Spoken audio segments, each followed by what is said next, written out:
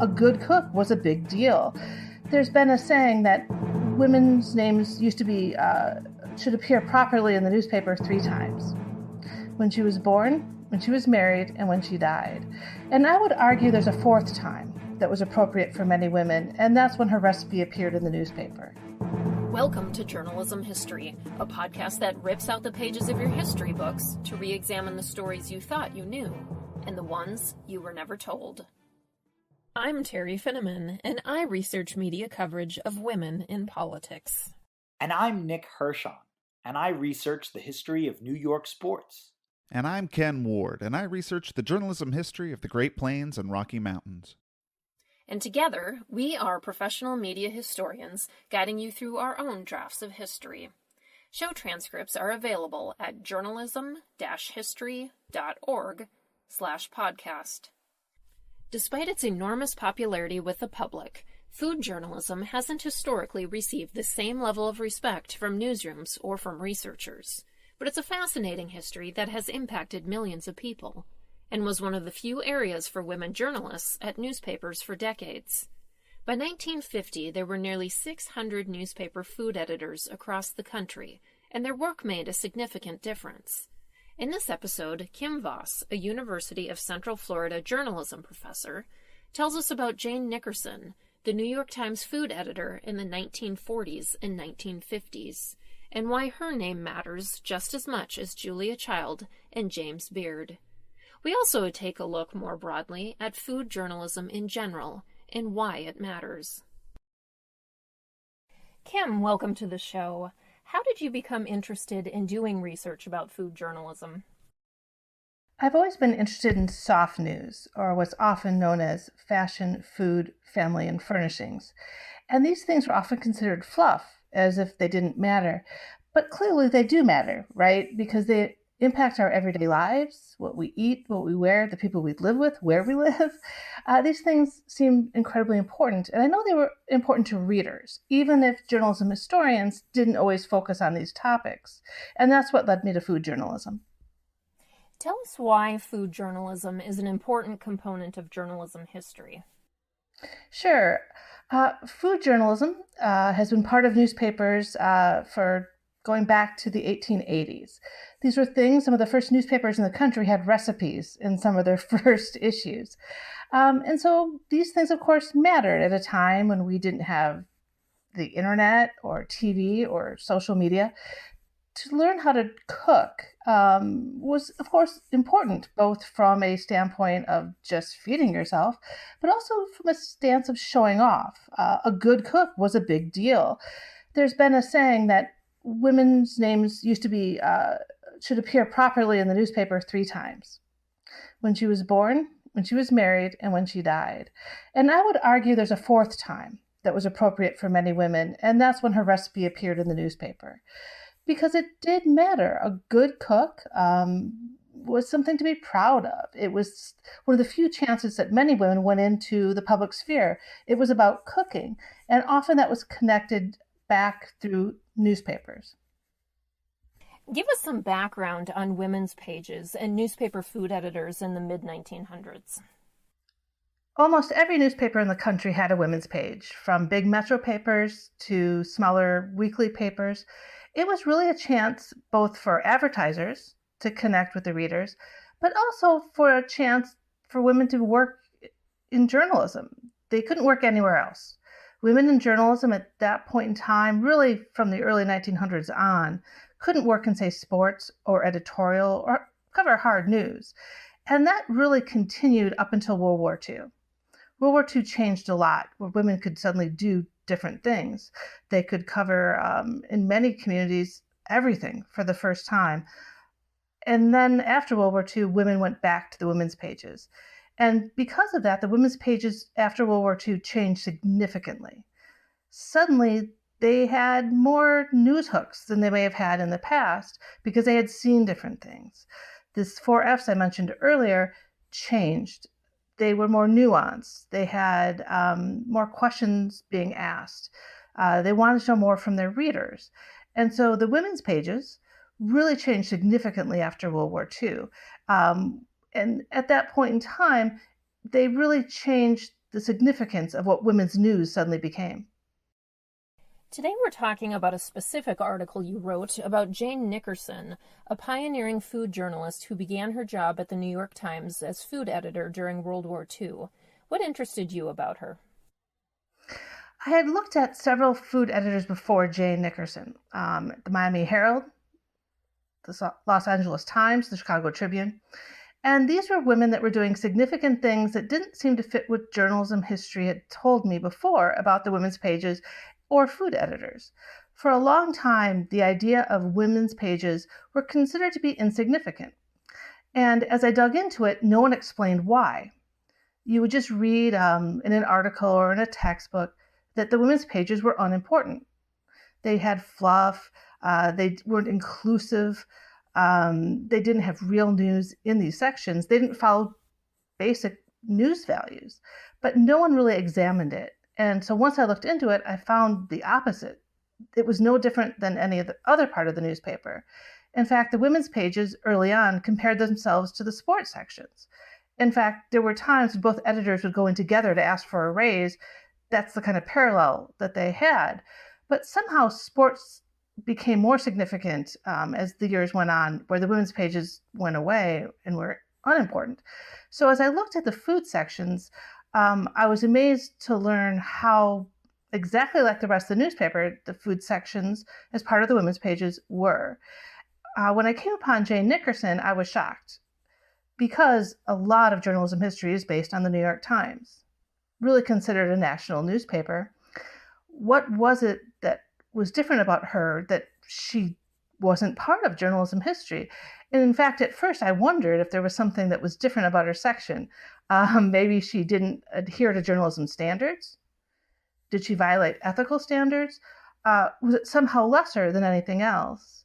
And that's really what led me to her and really asking what I felt were some pretty big questions about why she'd been left out of journalism history and the New York Times history. Your research notes there were 675 stories about food during Nickerson's tenure at the New York Times in the 1940s, and 646 of them had a news hook. What do you mean by that?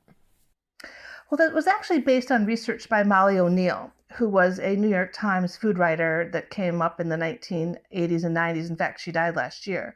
That was based on the New York Times Index. And so that was kind of the coding that the New York Times would have used. In the sections and the stories I looked at by Jane, it was, as I mentioned earlier, the same kind of news that you would think of. It was something that was new. It was something that was impacting the whole community, whether it was rationing food or food prices, as well as prominence. She interviewed some of the top chefs in her city. And it's worth noting in 1949, there were more than 2,000 restaurants in New York City. So that was a lot of chefs. And that was well more than any other city in the country. You note that the public began showing an increased interest in new dishes after the war, in part as soldiers returned with heightened interest in more exotic foods. You hear so much about the impact of the World War II generation, but not broadly about their impact on food. Tell us more about what that impact was. Well, part of the story of the change in American food diets in the 1950s and the 1960s was in part because of the soldiers who came back from the war. They had tried new foods in Europe and Asia, and they wanted their wives, largely their wives, sometimes their mothers, to make these foods for them. And so suddenly you had a real interest in dishes and then ultimately cookbooks that taught these recipes and how do you make these dishes and how do they fit based on, say, an American supermarket to find some of these ingredients. The other things that were significant really was also international travel that happened after World War II. So suddenly you had people that could travel, try these things. In addition, airlines like Pan Am suddenly had dishes on their flights that were quite exotic to a typical American palate. And so there was a real change in being experimental for home cooks, as well as food companies that were willing to provide those ingredients. We'll be right back with Kim Voss discussing food journalism after a quick word about a new podcast that our listeners might be interested in. History might be written by the winners, but in the race for the White House, American politics is often shaped by the long shots, the losing candidates who never had a chance but changed the course of history. 8 episodes, 8 primary losers. Like the first woman to run for president in 1872. Or the labor leader who inspired Bernie Sanders and won 1 million votes while in prison. And the Republican populist who first called for a border wall and might be more responsible for Donald Trump than any other politician. You have to look back to know where we're going. Long Shots, available wherever you listen to podcasts. We're back now with Kim Voss. You looked for themes in food coverage in the New York Times from 1942 to 1957. What else did you find? What I found was a real difference from what I thought I would find. There was a lot of criticism of food editors, and of course they were almost all female at that point in time, that they were very influenced by food companies. And it definitely wasn't true when you looked at what they were actually writing about. They rarely used the name of food companies, which has been a criticism for a long time. You also found when there were, say, PR companies or marketers that tried to influence them, they would definitely speak back about it.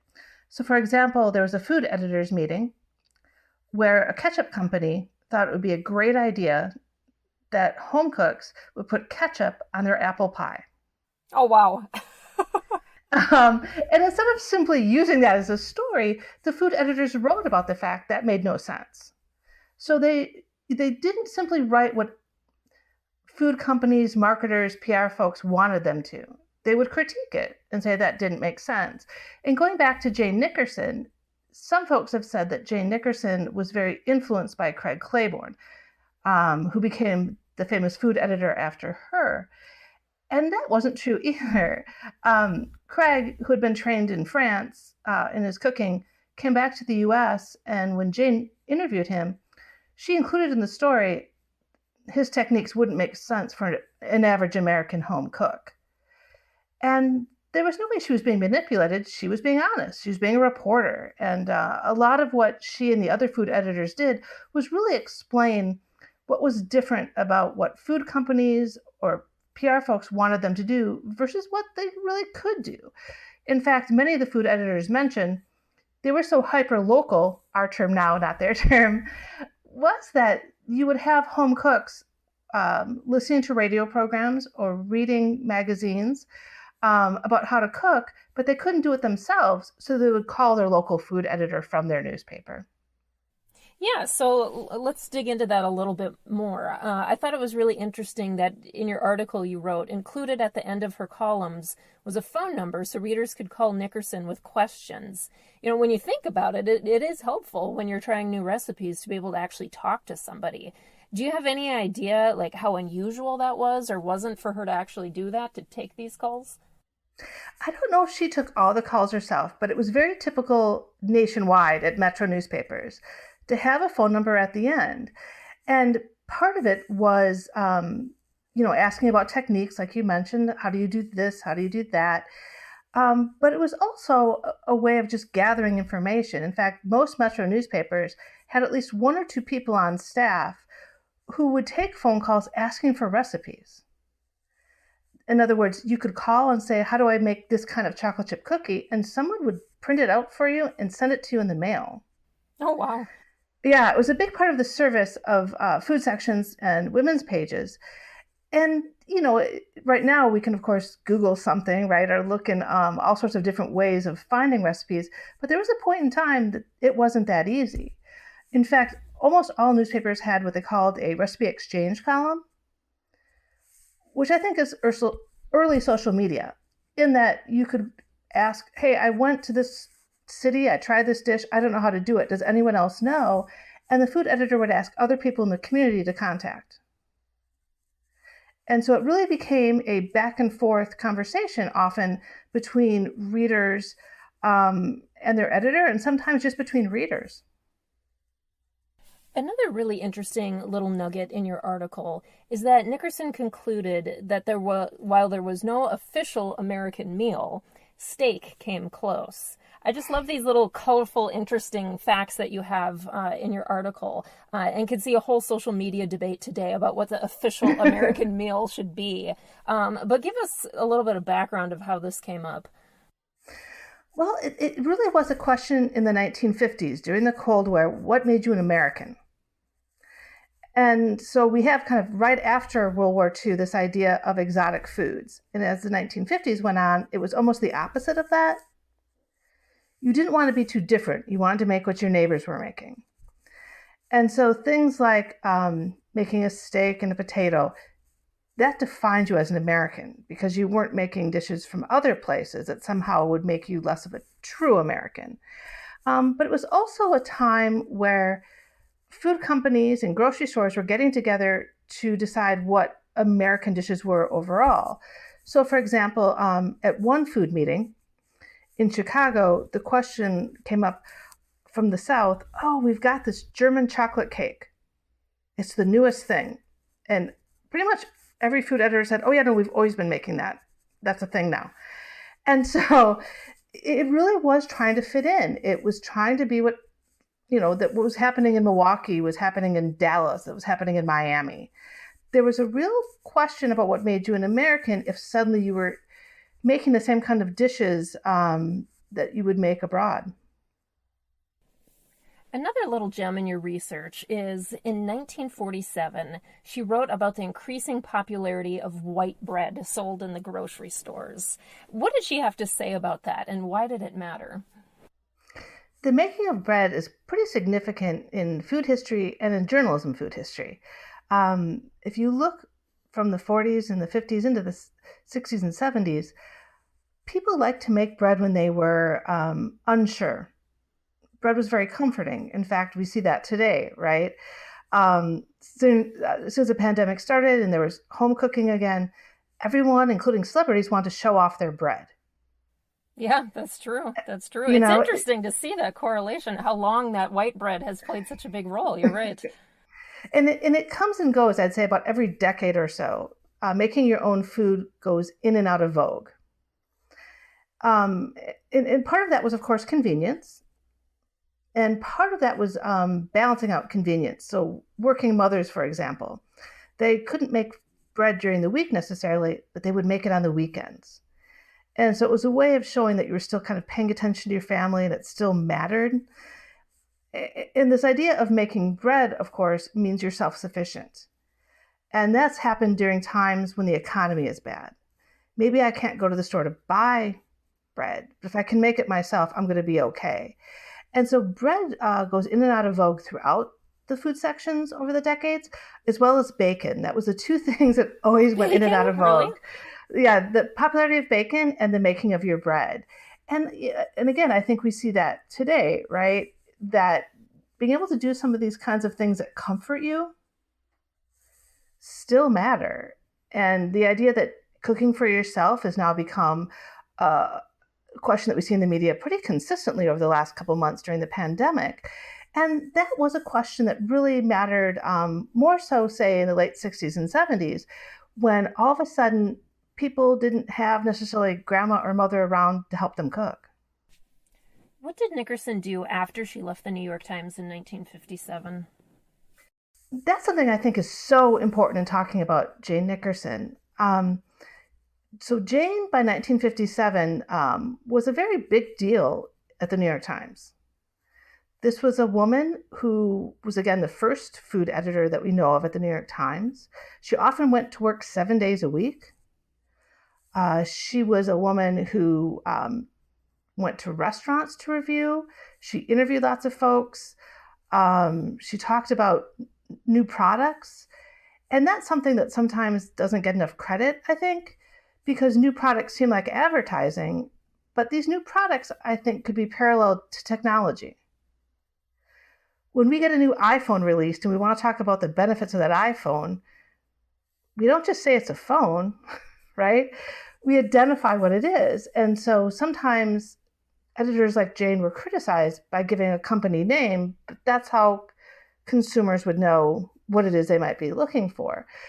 So Jane was a big deal. She discovered Craig Claiborne. She discovered James Beard. She was someone who could put her name in your section and you were somebody. And so by 1957, she was married with 2 children, and she decided that she wanted to resign from the New York Times, which was a big deal. There were parties all over New York to recognize her. And people couldn't believe she was doing it because she was always such a career woman. But she decided at this point, with 2 young children, her husband had been relocated to Florida, that she was going to leave.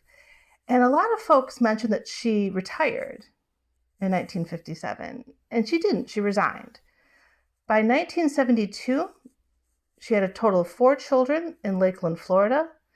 She wrote a cookbook that became a big deal, and she became the food editor for 10 different newspapers in Florida for a chain that was owned by the New York Times. Oh, okay. That's a big job. Yeah, it was a huge job. And again, she had 4 young children, a divorced woman, and she was in a place that she wasn't familiar with. And the things that she wrote and she did were historical, were economical, were social in nature. The kinds of things that she did would stand up to anyone else's news of that era. One of my favorite things was that in 1972, she wrote a cookbook that was called Jane Nickerson's Florida Cookbook. Not the Florida Cookbook by Jane Nickerson, but her name was above it. This was something that she did that was significantly important. And she then worked, for several more decades in food journalism. She never retired. She resigned, and she started kind of a second life after she raised her children. It's kind of interesting to think about this. We all know, working in journalism history, that there are some names that rise to the top and become household names, and others that unfortunately nobody ever hears of. Julia Child, right? Everybody knows her, right? But why don't we know Jane Nickerson? So, talk about overall, to sum up, what would you say is her significance to journalism history, and why this woman's name needs to rise above? Well, I'd say it was a couple things. First of all, when she left in 1957, she was replaced by Craig Claiborne. And it's worth noting that he didn't know how to write journalism when he got there. So she was replaced by somebody that really didn't know how to do his job. And this has been documented in the personal papers at the New York Times and letters back and forth. And so here she was replaced by someone that didn't know his job. But Craig Claiborne was a great, great PR person. He could promote himself. And as much as he would promote himself, Jane Nickerson was modest and humble. I spoke to her daughter, and her daughter said that her mother never spoke of what she had done. So you had kind of a showcase guy, and you had Jane, who did her work, did what she was supposed to do, and just kept doing it. She didn't take the time to promote herself. And I think there's history in that. If you look back at several male journalists that took the time to promote themselves and women that just did their jobs. And I think that's been a challenge. I've often said that Jane Nickerson discovered James Beard and Craig Claiborne, and she would be mortified if she knew how much they've overshadowed her over the years. Because without her, they may have never become what they did. And I think that's the challenge for many women in journalism. It's easy to overlook them because maybe they were modest or humble, because they didn't promote themselves enough. And then particularly if they leave for key years to have children, they suddenly get forgotten. But if for no other reason that Jane was the first, not once, but twice in her work, both in Florida and in New York City. But if you look at the work she did, it really was news. But if you look back at what many historians have said, there was no real news in the women's pages. There clearly was. You are also the author of the book, The Food Section, Newspaper Women in the Culinary Community. Tell us about your book. So the food section came about because I kept looking at these women that were supposed to be insignificant, unimportant. They didn't talk about news, but every single one was amazing. They were not what, the typical historical tale would have told you. And so I wrote about 150 food editors that were female and 2 that were male. And again, this was from the 40s to the mid 70s. And each one of them represented their cities, their communities, made such a difference. It meant everything to their readers, who wrote letters to them in huge numbers.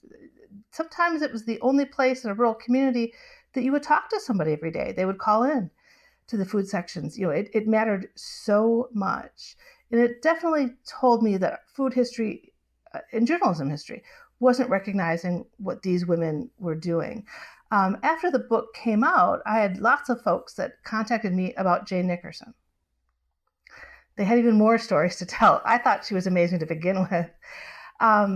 But after my book, I heard from folks that, told me things that were kind of shocking based on history. And one of them was about Craig Claiborne, who wrote a very famous cookbook, the New York Times Food Cookbook.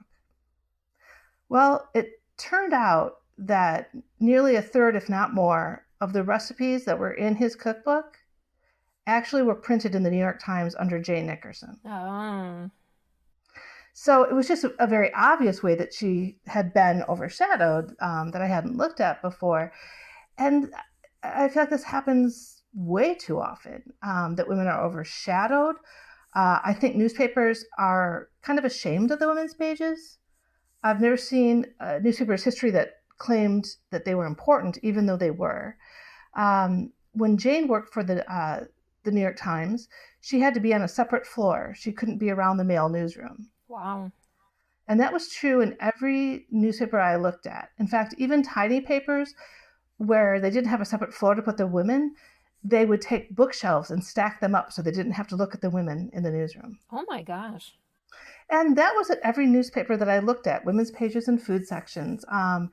In fact, one of Jane Nickerson's best friends was the food editor Cicely Brownstone at the Associated Press in New York City. They didn't want her in the newsroom so much, they built her a test kitchen in her own home. Wow. So this, it was not a small thing. It was not a unique thing. That's how the women's pages worked back then. And I think that's part of why journalism history doesn't represent them well. I think a lot of newspapers are embarrassed because women quite literally were not allowed in the newsroom. Our final question of the show is always, why does journalism history matter? Journalism history gives context. Journalism history gives a foundation to understand what's going on today. As I mentioned earlier, the foundation of what food means during the pandemic, lots of people that never cooked before suddenly had to cook. The making of bread suddenly became significant, which comes and goes over time. The idea of the 4 F's, soft news matters. We've seen people for the first time talk about using home ec because they were sewing masks. These were things that haven't been talked about in quite a few decades because the idea that home ec was unimportant, that we don't sew our own clothes anymore because we can order online, right, or go to a grocery store. But the 4 F's of our society are significantly important. And I think that the more journalism history is inclusive, so it's not just about the big name editor or the editorial page editor or the sports editor, that if we include the soft news, the featured news, it's more inclusive of both journalists over time, but also our readership. If you look back at readership, it's not the front page that always mattered, it was the people. And what the women's page did was include people. The food sections, every newspaper I looked at, included home cooks. This was their moment to shine. They mattered in the food section as much as a fancy chef. They mattered as much as the big names, the Julia Child and James Beard. They mattered. And I think that was so important to the community. The food section recognized the women of their communities. All right. Well, thanks so much for joining us today. Thank you. Thanks for tuning in. An additional thanks to our sponsor, Taylor & Francis, the publisher of our academic journal, Journalism History. Until next time, I'm your host Terry Finneman, signing off with the words of Edward R. Murrow. Good night and good luck.